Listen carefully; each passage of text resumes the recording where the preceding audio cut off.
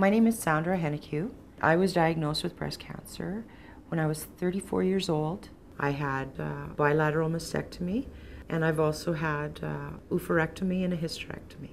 I was also tested and found to have a genetic mutation, the BRCA1 gene. My mother died of cancer when she was 30. Her sister died of breast cancer in 2003. Her other sister is currently dying of cancer right now.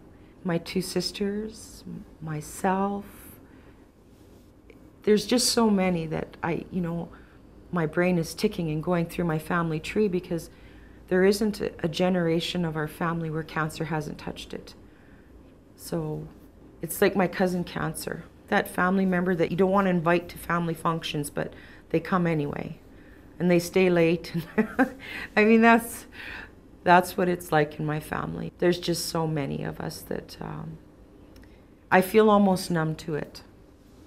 When I hear now that somebody else has been diagnosed with it, at first I feel the shock of it, and I cry like everybody does. I think with all of us that have been diagnosed, it's become such a common thing that it's almost not as devastating when you hear now that somebody has cancer, because we're seeing more of us living longer with it. So, more of us are living than those of us that are dying. So it's crap, but that's life in our lane.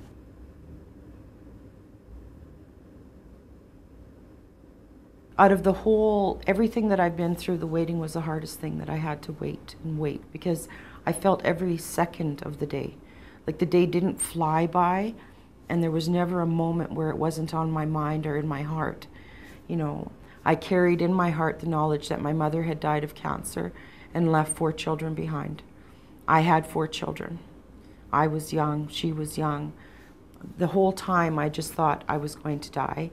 And the longer that they waited to take it out, it just was driving me insane. I would just burst into tears for what seemed like no reason. My head wouldn't shut up. Like my brain just kept going, and I thought I'd get relief at sleep time, and it was so hard to sleep. And then I'd dream about it, and it's been 10 years of waking up every day and thinking about cancer, because I do.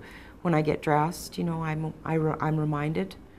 But I have a really great love of life, and if cancer's done anything, I will thank it for that, for making me appreciate my life and what's important.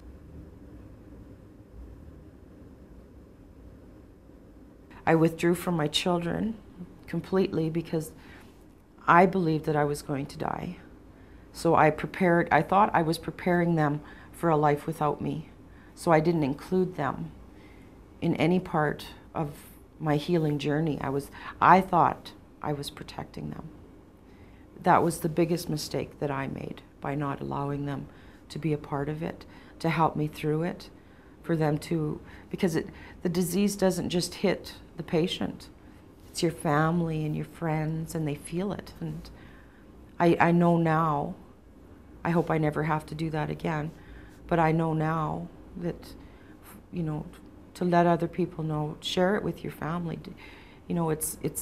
It's a horrible thing to go through, and if you have support, then you should lean on them to help you.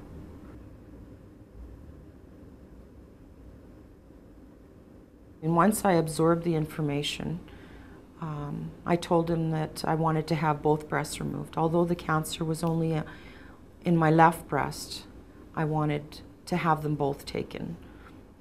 So we decided that that's what we would do, and I chose to have implants.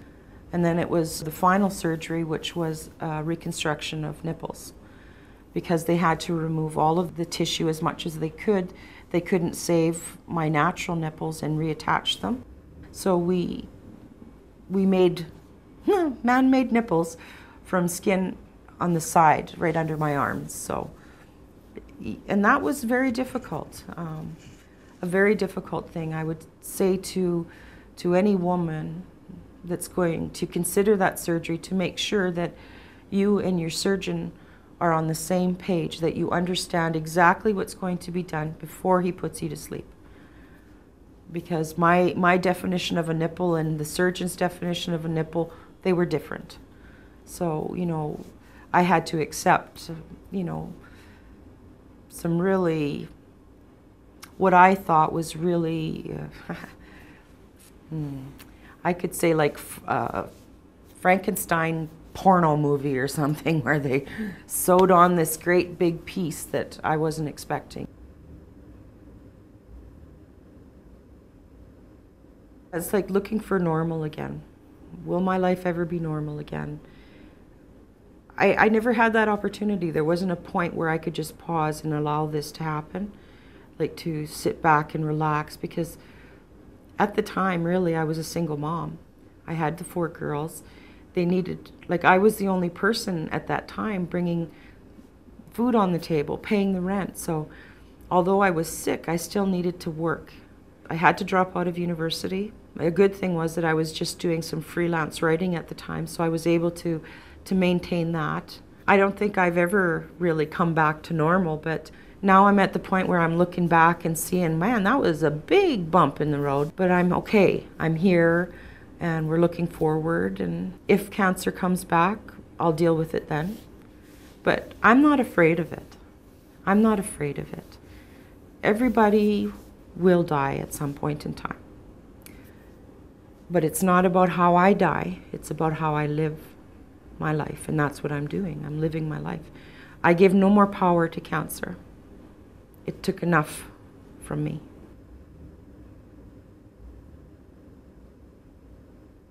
I've sacrificed my right breast and my ovaries and my uterus, but that's okay. But that's okay. I'm still a woman. I'm still here. I get to be a kokum, a grandmother. You know, I've been gifted with 5 grandchildren since my diagnosis. So, you know, I'm very, very thankful that I had the surgery, that I knew enough to go see my doctor, to ask questions and not just accept the things that they say.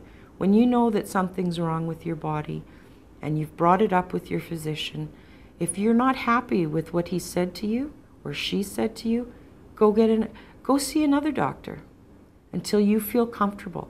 And that's easy for us to say when we live in the city. So, you know, always trying to keep in mind that the Aboriginal people that live in isolated communities, that they're not participating because they can't. Not because they don't want to, but because they can't.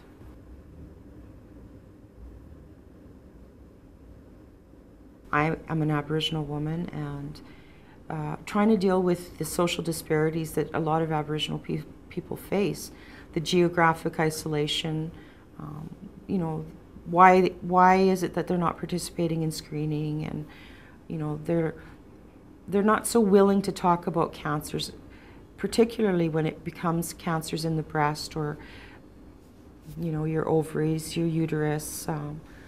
There's a lot of misinformation and a belief that cancer is a death sentence. So it's not talked about, and those people that have been diagnosed, a lot of them have kept it to themselves, so they've suffered alone. We're at the point right now where we just need to talk about it, to be able to sit down with each other and talk about it. I just feel like, you know, the more people that can stand up and say, yeah, that's when things get heard. One little voice doesn't get heard often, but thousands of voices, they get heard. My hope is that I can get thousands of Aboriginal people to bring the power of their voice, you know, the power in numbers and strength in numbers, and let's do something. Let's do something about the cancer in our communities. Let's help those people, you know, because we can.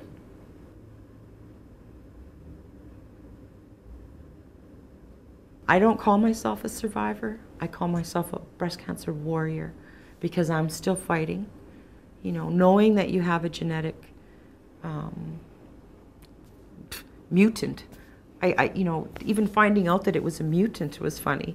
But, you know, it's a gene mutation that I have no control over. But just knowing I have that it weighs on you. I have 4 daughters, so I feel the weight of that. And now I have a beautiful granddaughter, and So I know that this journey is still going to happen. You know, cancer, it will come back, but that's all right. We'll fight it. We'll fight it. And when we're done here on this earth, there'll be something left for Aboriginal people. And I hope that the people listening, the Aboriginal people listening, and those non-Aboriginals too, will be supportive of this initiative, trying to engage the Aboriginal communities and survivors to bring some hope and joy to those people that are listening and watching.